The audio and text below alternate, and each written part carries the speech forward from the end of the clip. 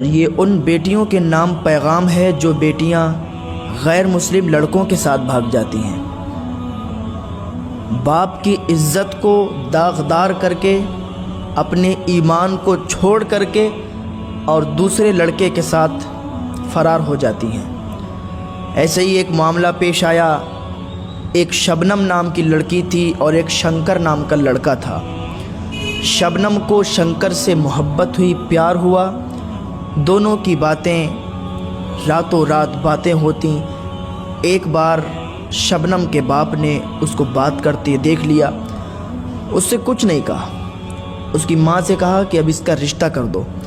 تو رشتے کی باتیں چلنے لگیں تو لڑکی کو جب معلوم چلا شبنم کو کہ ہمارے باپ نے ہمارا رشتہ کہیں کر دیا، تو اس نے ایک دن اپنے باپ سے کہا، بابا میں ایک لڑکے سے پیار کرتی ہوں، ایک لڑکے سے محبت کرتی ہوں اور میں اسی لڑکے سے شادی کروں گی، ورنہ میں اپنی جان دے دوں گی۔ اور آپ کو بتا دوں کہ یہ جو پیار محبت کی جو کہانی ہے، اس میں جان دینے کی بات بہت ہوتی ہے۔ لڑکا کہتا ہے اگر تم نے فون نہیں کیا تو میں اپنی جان دے دوں گا، لڑکی کہتی ہے اگر تم نے مجھ سے بات نہیں کی تو میں اپنی جان دے دوں۔ جان کو بالکل آسان سمجھ لیا ہے۔ تو لڑکی بولی، بابا اگر میری شادی شنکر کے ساتھ نہیں ہوئی تو میں اپنی جان دے دوں گی۔ تو اس کا باپ بالکل ایک دم خاموش ہو گیا کہ یہ کیا کہہ رہی ہے، مسلمان ہو کر غیر مسلم لڑکے کے ساتھ شادی کرنا چاہتی ہے۔ اس نے کچھ نہیں کہا، ایک ہی بات کہی کہ بیٹا ٹھیک ہے، اگر تو شنکر کے ساتھ شادی کرنا چاہتی ہے تو تیری شادی شنکر کے ساتھ کروا دیں گے۔ اب لڑکی بہت خوش، کہ لیکن میری ایک شرط ہے۔ کہ بابا شرط کیا ہے؟ کہ شرط یہ ہے کہ پہلے میں شنکر کا امتحان لوں گا۔ کہ ٹھیک ہے آپ شنکر کا امتحان لے لینا۔ لڑکی بہت خوش، دوسرے دن کالج گئی۔ اب امتحان کی گھڑی آ گئی، باپ بھی ساتھ میں گیا۔ باپ ایک کونے پر چھپ گیا اور وہیں پر شنکر کو اس لڑکی نے بلایا۔ شنکر کے سامنے بہت ہی اداسی کے ساتھ وہ سامنے گئی اور بہت اداس بولی کہ شنکر ہمارے باپ نے رشتہ کر دیا ہے، اور جب ہم نے اپنے باپ سے تمہارے بارے میں ذکر کیا کہ ہم شنکر سے پیار کرتے ہیں تو وہ بولنے لگے وہ تو غیر مسلم ہے، اس سے تمہاری شادی کیسے ہوگی؟ تو شنکر نے خوشی خوشی کہا کہ جب وہ راضی نہیں ہے تو کوئی بات نہیں، ہم لوگ بھاگ چلتے ہیں۔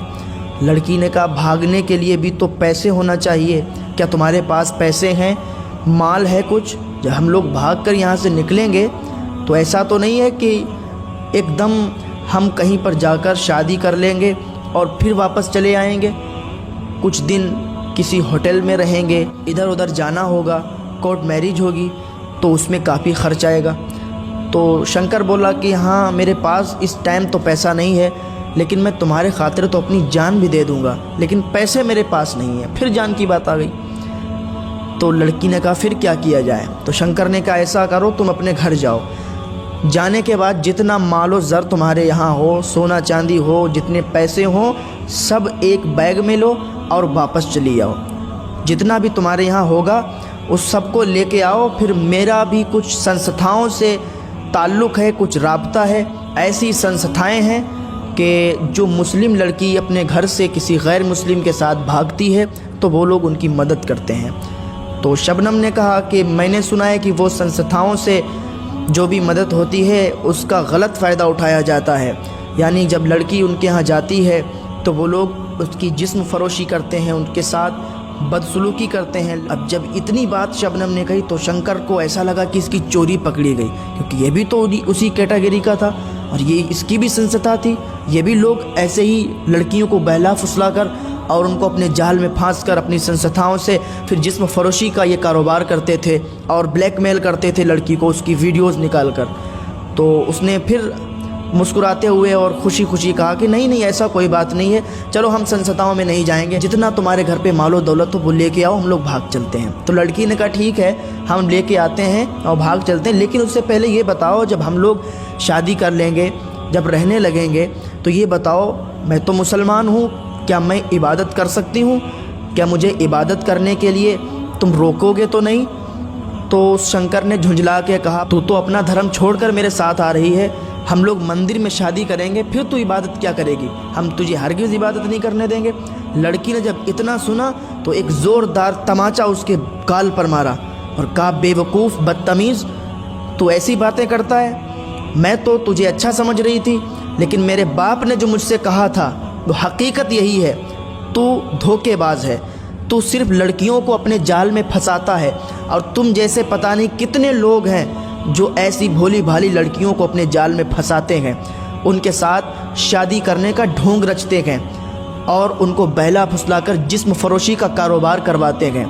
تو اتنا جب اس کے باپ نے پیچھے کونے میں کھڑا تھا، اس کا باپ جب اس نے سنا تو تالی بجاتے ہوئے باہر آیا، کہا بیٹی تیرے جذبے کو سلام، تو نے آج اس کی حقیقت کھولی۔ میں تجھے اگر ویسے سمجھاتا تو تو نہیں مانتی، لیکن آج دیکھ تیرے سامنے اس کی حقیقت کھل گئی۔